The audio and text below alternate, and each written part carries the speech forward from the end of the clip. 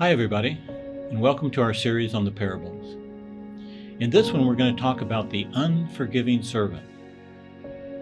In this parable, Christ says, "Once a king who decided to settle his accounts with the men who served him.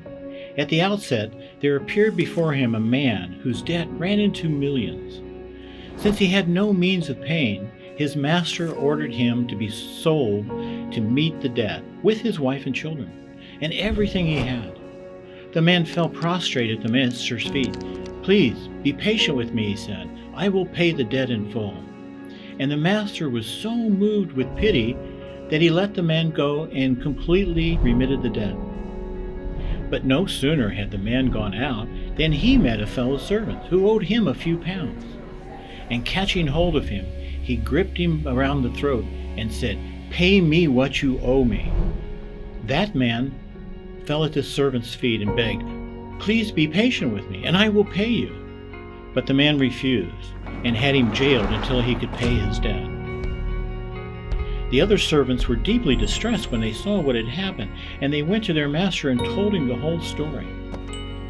He accordingly sent for the man to come back. 'You scoundrel,' he said to him, 'I remitted your whole debt when you appealed to me. Were you not bound to show your fellow servant the same pity as I showed you?' And so angry was the master that he condemned the man to torture until he should pay the debt in full.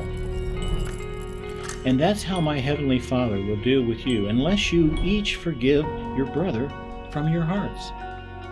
Now this is a very important parable, and it underscores the part of our prayer where we ask to be forgiven as we forgive the debts of others.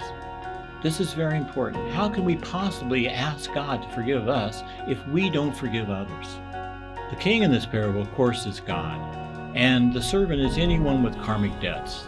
And the important thing is the fellow recognized that he owed. He recognized his debt and asked to be forgiven. And he was. God forgave the debt. The king was merciful, but he also continued to find out what happened after he forgave the debt. This is telling us that when God forgives our debts, he still watches our subsequent behavior. The servant that owed the debt also had someone who owed him a debt. And really, this is all of us, night and day. All of us are owing something to somebody, and somebody is owing something to us. So the important point to take away from this parable is that when you have a debt forgiven, God continues to watch your behavior.